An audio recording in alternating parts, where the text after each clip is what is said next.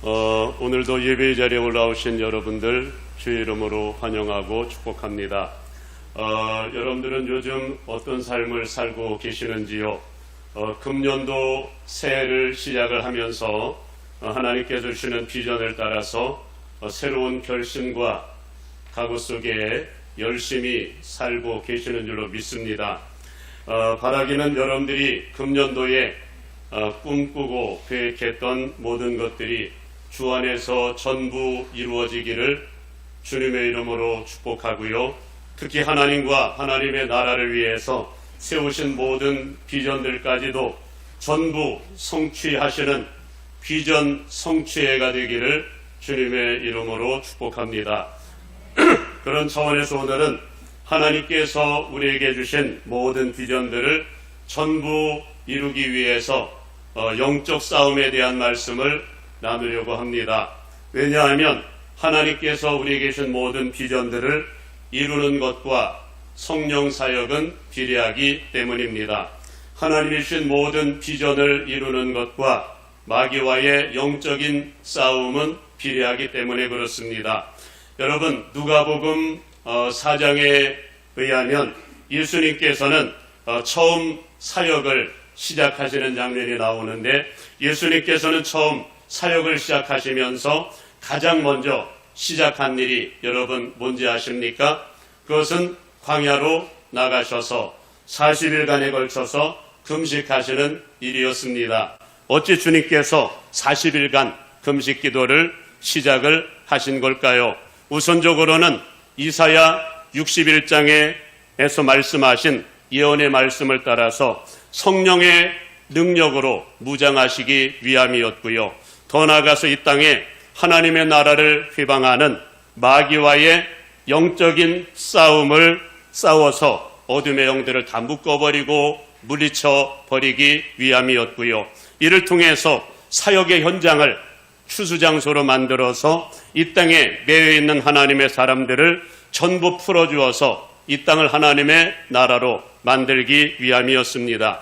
그 결과 여러분, 아니나 다를까 예수님께서 성령의 능력으로 갈릴리에 오시자 사역의 현장마다 하나님의 나라가 얼마나 강력하게 임하는지 모두가 다 그의 권세 있는 가르침에 놀라기 시작했고요. 귀신들이 막 소리를 지르며 떠나가게 되었고, 병든 자들이 고침을 받아 일어나게 되면서 예수님께서 가시는 곳곳에는 언제나 생명의 역사들이 일어나서 하나님의 나라가 강력하게 임하였음을 여러분들은 아실 겁니다. 그런 차원에서 이제 한 해를 시작하는 새롭게 시작하는 하나의 출발선상에 서 있는 저와 여러분들을 향해서도 우리 주님은 우리 주님께서 하셨던 것처럼 영적 싸움을 싸우기를 원하시고요. 우리 주님께서 그토록 부어주시길 원하시는 성령의 능력으로 기름 부어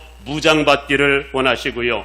우리가 장차 마주하게 될 사역의 현장을 하나님의 나라로 만들어 놓고 추수장소로 만들어 놓고 사역을 시작하기를 원하십니다. 그러나 우리가 지난번에도 출애굽기의 말씀을 묵상을 하면서 나누었습니다마는 우리의 대적마귀는 얼마나 끈적끈적한지 결코 하나님의 백성들을 호락호락하게 내어주지 않는다는 겁니다. 그래서 여러분, 모세가 바로와의 영적인 싸움을 싸우다가 중간에 크게 낙심했던 이유이기도 하거든요. 어쩌면 당시 모세의 생각은 하나님의 약속의 말씀도 받았잖아요. 그리고 하나님께서 주시는 능력의 지팡이를 가지고 현장에 나아가서 바로 앞에서 기적을 행하였기에 바로가 호락호락하게 쉽게 자기 백성들을 놓아줄 줄 알았던 모양입니다. 그러나 오히려 정반대 현상이 벌어지는 겁니다. 모세가 하나님의 말씀을 바로에게 전한 이후부터 오히려 더 얼마나 강력한 방법으로 하나님의 백성들을 핍박하고 온갖 고역을 시키든지 오히려 영적 싸움을 시작한 이후부터 분위기가 더 안 좋아지는 겁니다. 그것은 바로와 애굽 사람들이야 그렇다 치더라도 하나님의 백성들조차도 전부 모세를 원망하면서 모세에게 등을 돌려버렸기 때문입니다. 여러분, 영적 싸움을 싸운다는 것이 바로 그렇습니다. 어쩌면 상황이 더 어두워질 수 있고요. 게다가 사람들을 잃어버릴 수도 있습니다. 그러나 그렇다고 영적인 싸움을 멈추면 안 됩니다. 그것은 지금 현재 우리의 눈에는 보이지 않아서 겉으로만 바라보면서 때에 따라서 사람들은 낙심도 하지만, 그러나 지금도 하나님께서는 우리의 기도에 준하여 보이지 않는 곳에서 일하고 계시기 때문입니다. 모세가 여러분 낙심하면서도 크게 잘한 것이 있다면 그럼에도 불구하고 하나님 앞에 나와서 부르짖는 기도를 멈추지 않았다는 겁니다. 그리고 또다시 그때마다 하나님은 말씀으로 격려하시고 새 힘을 주시고 새로운 말씀을 주시고 능력을 주실 그때에 그 말씀을 붙들고 또 나가서 말씀으로 선포하고 두드리는 겁니다.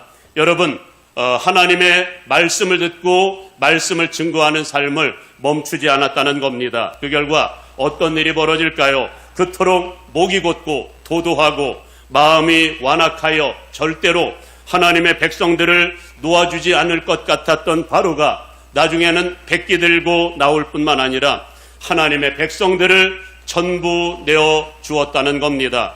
그런 차원에서 우리가 이 출애굽기의 말씀을 묵상하면서 깨닫게 되는 비밀은, 이 땅에 아무리 바로 같은 목이 곧고 도도하고 완악한 사람이라 할지라도 모세처럼 우직하게 기도하는 중보 기도의 사람을 당해낼 장사는 없다는 겁니다. 성령 사역을 하는 사람들은 반드시 승리한다는 겁니다. 성령 사역을 이길 세상에 어떤 장사도 없다는 겁니다. 그리고 또 한 가지, 마귀는 마지막까지 결사항전하면서 놓아주지 않는 4가지 영역들이 있음을 알길 원하시고 그것을 보면서 영적 싸움을 싸우기를 원하신다는 겁니다. 그게 도대체 뭘까요? 우리가 지지난주에 출애굽기 8장의 말씀을 통해서 깨닫게 된 사실입니다마는, 마귀가 가장 먼저 놓아주질 않는 첫 번째 영역이 있는데, 그리하여 반드시 영적 싸움을 통해서 되찾아와야만 할 그런 영역이 있는데, 그것이 여러분들은 뭐라고 들으셨지요? 그것은 바로 마귀는 하나님의 백성들이 교회에 가는 것을 막는다는 것을 알게 되었습니다. 그러나 주님을 뜨겁게 만난 사람, 주님을 뜨겁게 사랑하는 사람의 가장 큰 특징이 있다면 언제나 늘 주의 전을 사모하는 열정이 늘 가득하여 언제나 주의 전에 머물기를 기뻐한다는 사실, 여러분 아십니까? 주님을 정말 뜨겁게 만난 사람은 공통분모가 있습니다. 어떤 분모? 공통분모가 있는데 그것은 주의 전을 사모한다는 것. 사도행전 2장에 의하면 오순절 마가의 다락방에 성령이 임하니까 어떤 일이 벌어졌을까요? 그리고 베드로가 광장에 나가서 복음을 증거했더니 막 3,000명이 회개하고 성령을 받게 되면서 주님을 뜨겁게 만나니까 그들 가운데 어떤 일이 벌어졌을까요? 그야말로 주의 전을 사모하는 열정들이 얼마나 불일듯 일어나든지 날마다, 이 사도행전 2장에 의하면 날마다 마음을 같이하여 성전에 모이기를 힘쓰고, 이런 말씀을 하죠. 성령 받은 사람들은 주님을 사랑하니까 주의 전에 모이기를 힘쓰고, 또 가정마다 소그룹으로 모여서 기도하고 또 교제하고 예배드리는 것을 가장 큰 행복으로, 기쁨으로 여겼다는 겁니다. 그러니 성령 충만과 주의 전을 사모하는 열정이 뭐한다고요? 비례한다는 겁니다. 여러분, 시편 1편을 통해서도 하나님은 그런 말씀을 하지요. 우선은 의인과 악인, 복 있는 사람과 망하는 사람의 기준이 뭐라고 말씀을 할까요? 이런 말씀을 하죠. 복 있는 사람은 악인의 꾀를 쫓지 아니하며 죄인의 길에 서지 아니하며 오만한 자의 자리에 앉지 아니하고 오직 여호와의 율법을 즐거워하여 그 율법을 주야로 묵상하는 자로다, 이렇게 말씀을 합니다. 한마디로 자리가 다르다는 겁니다. 뭐가 다르다고요? 자리가 다릅니다. 진짜 하나님의 사람은 언제나 말씀을 묵상하는 자리, 기도의 자리, 예배의 자리, 찬양하는 자리, 뭔가 좀 은혜를 사모하는 자리를 그렇게 사모하지만 하나님의 사람이 아닌 사람들은 그저 하나님 없는 세속적인 자리를 즐긴다라고 하는 겁니다. 그러면서 그런 말씀을 하죠. 주인들은 의인들의 회중에 들지 못한다. 저는 이 말씀이 하나님의 음성으로 들려오기를 바랍니다. 저는 성경 역사 속에 주님을 가장 사랑했던 사람이 있었다면, 물론 수많은 여러분들도 하나님 사랑하고 하나님 사랑하는 사람들이 많았지만 그 중에서도 하나님을 최고로 사랑했던 사람이 있었다면 다윗이 아니었을까 싶습니다. 그렇다면 이토록 주님을 사랑했던 다윗의 평생의 소원이 여러분 뭔지 아십니까? 시편 27편 4절에서 고백을 합니다마는 하나님을 가장 사랑하는 것, 이것 외에 다른 소원이 없었습니다. 그래 언제나 하나님의 집에 머물기를 위해서 기도했고 늘 그곳에서 하나님의 거룩하심을 보는 것 외에는 다른 기도가 없었습니다. 그러니 성령 충만과 주의 전을 사모하는 열정이 비례한다는 겁니다. 그리고 마귀는 하나님의 자녀들이 주님 앞에 올라오는 것을 막지만 성령께서 우리 안에 임재하는 순간 가장 먼저 일어나는 사건이 어둠의 영들이 철수하게 되면서 주의 전을 사모하는 열정이 가득하게 일어난다는 겁니다. 저는 그런 차원에서 저는 금년도에 우리 교회를 향한 간절한 기도 제목이 있는데 그것은 우리 교회 가운데도 초대 예루살렘 교회 가운데 일어났던 성령의 운동이 성령의 임재와 역사가 강력하게 일어나서 바라기는 주일 낮 예배뿐만이 아니라 모든 공예배도 미어터지는 역사가 있기를 위해서 기도하고요. 또 새벽에도 저녁에도 또 집집마다 모여서 소그룹으로서 모이는 그런 모임들이 금년도에는 행복했으면 좋겠고 크게 활성화되는 역사가 일어나기를 간절히 소망합니다. 그러나 마귀의 역사는 거기에서 끝나지 않고요. 주의 전에 올라오는 성도들을 두 번째로 미혹하는 방법이 있다고 지난번에 말씀을 들었지요. 그게 뭐라고요? 그것은 몸은 하나님 앞에 올라오되 마음은 갖고 가지 못하게 한다는 겁니다.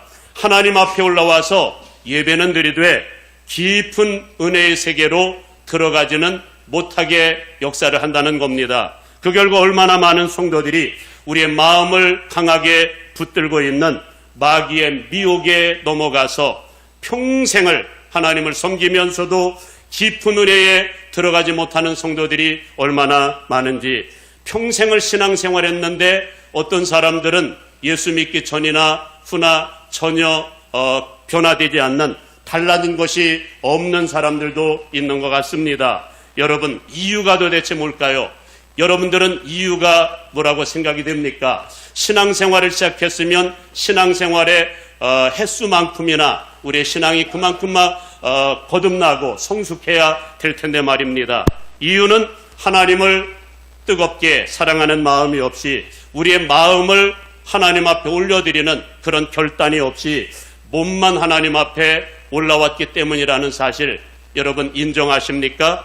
마음을 하나님 앞에 올려드려야 우리 주님께서 강력하게 임재하시거든요.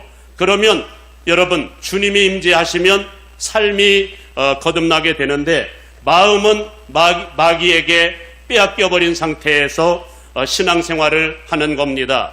마음은 언제나 육신의 정욕, 안목의 정욕, 이생의 정욕을 따라서 살게 만드는 세상 가운데 마음을 빼앗겨버린 채 몸만 하나님 앞에 올라오기 때문이라는 겁니다. 사실 우리가 우리의 마음을 다해서 하나님을 섬기다 보면 저는 그렇게 믿습니다. 한순간이라도 하루 아침에라도 우리는 거듭나게 되고 주님을 뜨겁게 만나게 될 줄 믿습니다. 한 달, 두 달 안에서도 주님을 뜨겁게 만나는 은혜가 있게 될 줄로 믿습니다. 여러분들도 인정하시지요? 여러분 마가의 다락방에 모인 120명의 사람들은 마음을 하나님 앞에 작정하니까 며칠 만에 성령의 사람으로 거듭나게 되었을까요? 열흘 만에 예수님께서 약속하신 말씀, 그 성령이 오순절날 아마 열흘 동안 이들은 생명 걸고 금식하며 하나님 앞에 기도했던 것 같습니다. 그러다 보니 하나님은 열흘째 되는 날 오순절 날이 이르렀을 그때에 성령을 기름 붓듯 부어주시자 전혀 다른 사람들로 거듭나는 역사가 일어나게 되었고 1세기 세계복음화의 주역들이 되었다는 겁니다. 바울 사도 같은 경우에는 속도가 더 빠릅니다. 다메섹 도상에서 주님을 뜨겁게 만나는 순간, 사실 한순간에 거듭나가지고 그 즉시로 복음을 전하는 주님의 증인으로 세계적인 복음 전도자로 거듭났었거든요. 한마디로 마음만 하나님 앞에 올려드리면 한순간에라도 성령께서 우리 가운데 강력하게 임재하실 수 있는데, 문제는 그 마음을 하나님 앞에 올려드리기를 꺼려한다는 겁니다. 이유가 뭘까요? 아직도 하나님보다도 세상을 더 사랑하기 때문입니다.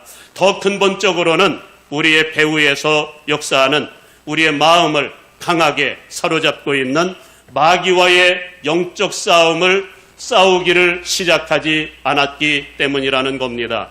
그래서 여러분, 하나님께서는 여러분 사무엘상 7장에서 미스바 대각성 운동을 일으키실 때에 당시 하나님을 떠나 있었던 이스라엘 백성들을 향하여 하나님이 어떤 말씀으로 어떻게 도전을 주셨는지 아십니까? 너희가 여호와께 돌아오려거든 너희의 마음을 사로잡고 있는 이방신들, 이를테면 바알과 아스다롯을 버리고 너희 마음을 하나님께로 향하여 그만을 섬기라. 사랑하는 여러분, 그런 차원에서 금년도에는 여러분들의 마음을 하나님 앞에 올려드리는 차원의 영적 싸움을 시작하기를 간절히 바랍니다.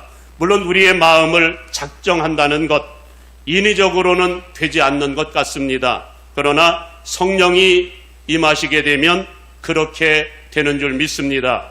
여러분, 누가복음 5장에 의하면 우리 주님은 우리에게 그런 도전의 말씀을 주셨지요. 신랑과 함께 있을 때는 금식하는 거 보았느냐? 잔치할 뿐이지만 그러나 신랑을 빼앗길 날이 오리니 그때는 금식할 것이라. 신랑이 누굴까요?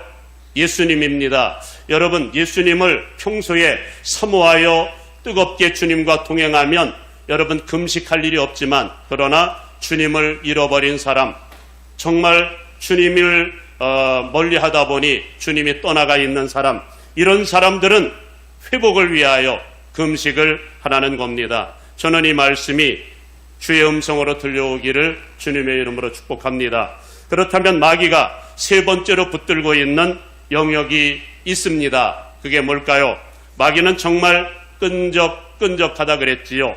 한 번에 모든 것을 다 내어주지 않습니다. 그렇다면 이번에는 또 무엇을 강력하게 붙들고 있는지 아십니까? 여러분, 출애굽기 10장 초반부에 보게 되면 모세를 통한 영적 싸움이 점점 치열해지고, 그의 메뚜기 재앙을 통해서 아직 남아있던 곡식들마저 모조리 앗아가는 순간 더 이상 견딜 수가 없었던 바로가 백기 들고 나오는 장면이 나오지요. 그러면서 백성들을 내어주면서 광야로 나가서 하나님을 예배할 것을 허락을 합니다. 그러나 여러분, 누구는 데려가지 말라고 할까요? 누구는 너희 자녀들은 놓고 가라는 겁니다. 너희 장정들은 전부 광야로 나가는 것을 허락하지만 너희 가족들과 너희의 자녀들은 데려갈 수 없다는 겁니다. 그리고 우리는 이 말씀 속에서 마귀가 마지막으로 강력하게 붙들고 있는 세 번째 영역이 있구나라고 하는 것을 발견합니다. 그게 뭘까요? 그것은 바로 우리의 사랑하는 가족들의 영혼을 강하게 사로잡고 있다는 겁니다. 정말 그렇습니다. 그래서 오늘날 하나님을 섬기는 성도들 중에는 혼자서 신앙생활하는 사람들이 아주 많은 것 같습니다. 이유가 뭘까요? 오늘날 많은 사람들은 우리의 연약한 의지의 문제로 그렇게 접근을 하지만, 그러나 하나님은 오늘 이 시간에 강력하게 말씀하시기를, 사실은 우리의 사랑하는 남편이, 사랑하는 아내가, 사랑하는 자녀들이 구원받지 못하는 것은 어둠의 영들에게 결박당해 있기 때문이다 라는 사실을 알려주시기 원하십니다. 그렇다면 어찌해야 될까요? 물론 인위적인 방법으로도 노력을 해야 되겠지만 가족들의 영혼 구원의 문제는 영적으로 접근하기를 원하신다는 겁니다. 성령의 능력으로 하기를 원하신다는 겁니다. 여러분, 누가복음 12장 51절에 의하면 예수님께서 그런 말씀을 하셨거든요. 내가 불을 이 땅에 던지러 왔노니 이 불이 붙었으면 내가 무엇을 더 원하리요. 여기서 이 불은 성령의 불을 의미합니다. 내가 세상에 화평을 주러 온 줄로 생각을 하느냐? 아니라 도리어 분쟁하게 하려 함이라. 아버지와 아들과 아들이 아버지와 어머니와 딸이 딸과 어머니가 또 시어머니와 며느리가 며느리와 시어머니가 서로 분쟁하게 하려 함이라. 여러분, 이 말씀이 어떤 의미로 하시는지 이해가 되시나요? 우리 주님이 분쟁하게 만들려고 오셨다는 겁니다. 주님께서 어찌 이런 말씀을 하시는 걸까요?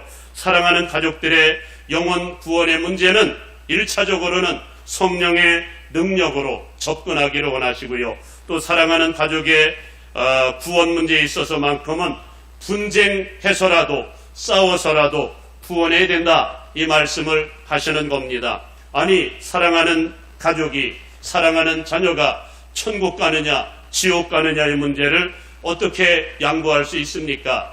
그래야 안 그래요? 양보할 수 없는 문제입니다. 어찌 호락호락하게 내버려 둘 수 있겠습니까? 우리 주님은 생명 걸고 싸워라 말씀합니다. 성령의 능력으로 싸우라고 말씀을 합니다. 그렇다면 마지막으로 마귀가 네 번째로 붙들고 있는 영역이 무엇일까요? 오늘 우리가 함께 읽은 오늘 본문 출애굽기 10장 21절에 의하면 이제 모세의 영적인 싸움이 더욱 치열해지고 그리하여 9번째 재앙인 흑암 재앙이 시작되는 순간 바로는 마치 모든 것을 다 내어줄 것처럼 백기 들고 나오지요. 그리고는 너희들의 장정뿐만 아니라 너희들의 모든 자녀들도 남녀노소 할 것 없이 전부 가도 좋다, 이렇게 허락하는 장면이 나옵니다. 그러나 마지막까지 붙들고 있는 것이 있었으니 무엇이었을까요? 그것은 너희들의 우양은 놓고 가라, 이런 얘기를 합니다. 소와 양은 놓고 가라. 너희들이 가진 재물들은 놓고 가라는 겁니다. 그러자 모세가 이렇게 응수하지요. 그것은 불가합니다. 왕이라도 우리가 하나님께 드릴 번제물을 주어야 할 것이고 우리의 가축도 한 마리도 남길 수 없으니 이는 여호와께서 우리에게 주신 것으로 여호와를 섬기기 위함이고 또 하나님께서 무엇을 요구하실지 모르기에 전부를 다 가져갈 것입니다. 그래 결국 하나님은 애굽 땅을 모조리 심판하신 이후에야 모든 것을 가지고 나오게 되었다는 말씀입니다. 그리고 하나님은 이 말씀을 통해서 깨닫기를 원하시는 말씀이 있는데 그것은 우리가 하나님께 드리는 헌금까지도 믿음으로 접근하기를 원하시고요. 영적으로 접근하기를 원하신다는 겁니다.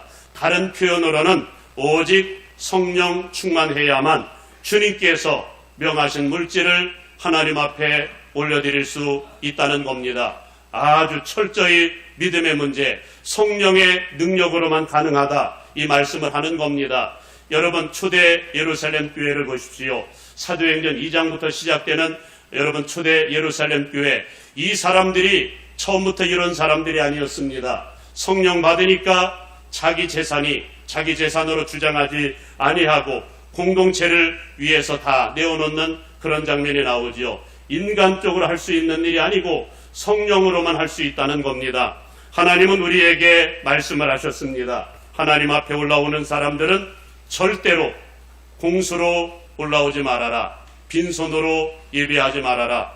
그러면서 신명기 12장에 의하면 하나님은 하나님의 백성들이 안식일에, 거룩한 주일에 하나님 앞에 예배하러 올라올 때 하나님 앞에 드리도록 명하신 예물 목록에 대하여 말씀을 하셨고요. 신명기 16장에서는 절기 때 하나님께 가져갈 목록들에 대해서 말씀을 하셨습니다마는 예수님께서 그런 말씀을 하죠.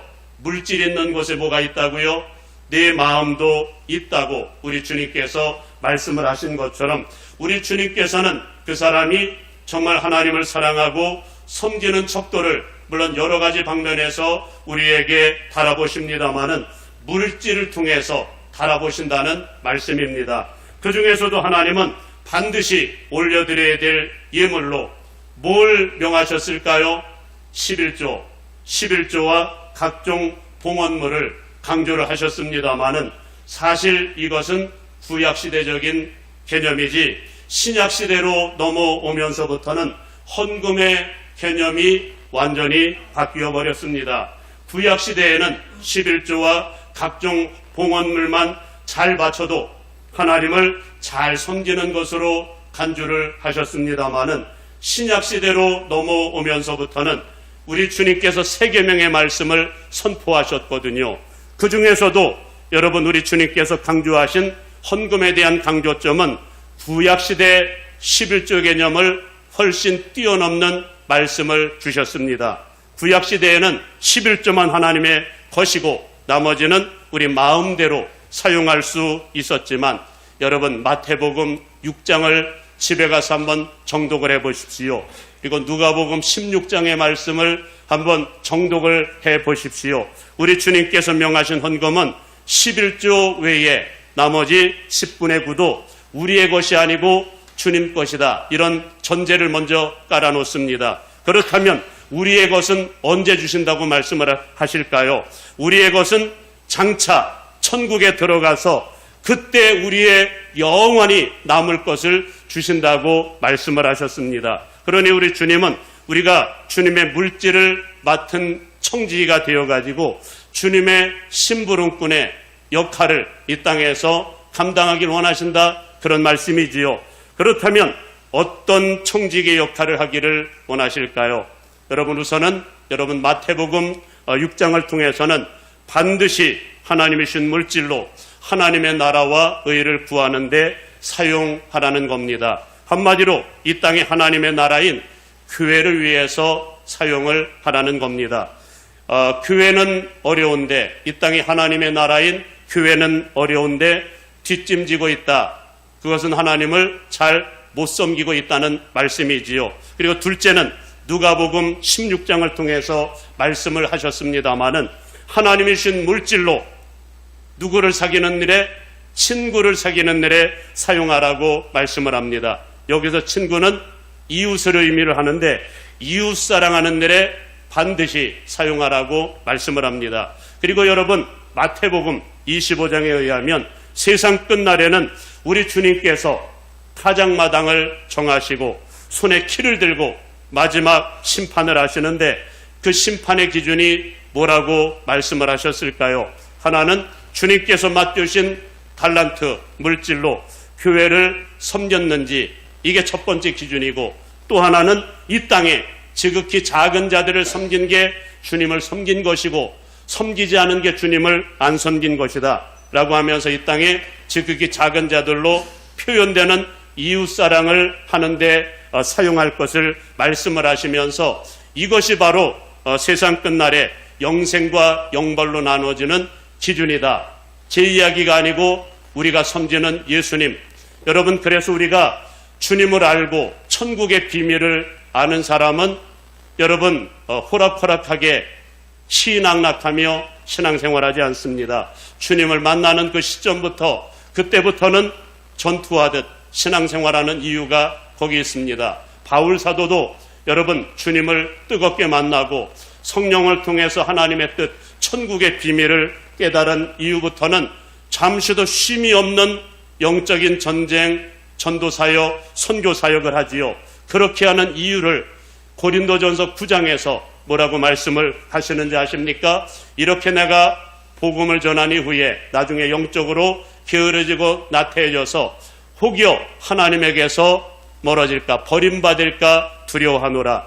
여러분 진짜 천국의 비밀을 깨달은 사람은 두렵고 떨림으로 구원을 이룬다는 겁니다. 그러니 여러분 천국의 비밀을 깨달은 사람은 하나님께서 명하신 물질을 하나님께 올려드리는 이 문제 명하셨는데 잘 순종을 못하고 있다.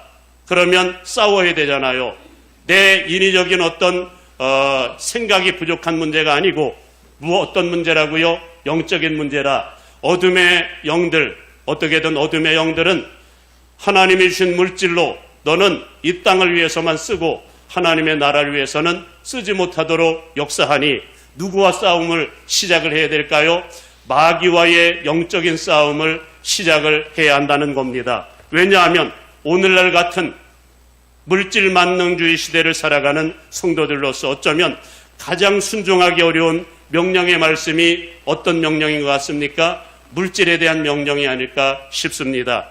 그런 차원에서 오늘 우리는 물질을 붙들고 하나님께 올려드리지 못하게 하는 마귀와의 영적인 싸움을 싸울 때 그런 기도를 하나님 앞에 올려드렸으면 좋겠습니다. 우선은 하나님보다 물질을, 세상을 더 사랑하지 않게 하옵소서. 하나님을 가장 사랑하게 하옵소서. 물질로 미혹하는 마귀를 이기게 하시고 온전한 11조뿐만이 아니라 하나님이 명하신 물질로 하나님 나라를 구하는 일에, 이웃사랑을 온전히 실천하는 일에 사용되게 하옵소서. 사용하게 하옵소서. 저는 이것이 저와 여러분들의 기도 제목이 되어서 주님은 우리에게 이런 명령의 말씀을 해놓고 우리를 복주시지 않으시는 하나님이 아니고 다 약속이 있습니다. 이 땅에서 내가 너희를 창고에 물질을 쌓을 정도, 쌓을 것이 없을 정도로 붙지 아니하나 보라. 여러분, 말씀대로 사는 사람은 부하게 된다라고 하는 약속의 말씀도 주셨고, 그리고 영원한 천국의 주역이 될 것을 약속을 하셨다면, 바라기는 저와 여러분들 모두가 4가지 영역에서 영적 싸움에 승리하셔서 모두가 이 땅에서도 하나님의 약속의 비전들을 성취하시고 영원한 천국의 주역들이 다 되시기를 주님의 이름으로 축복합니다.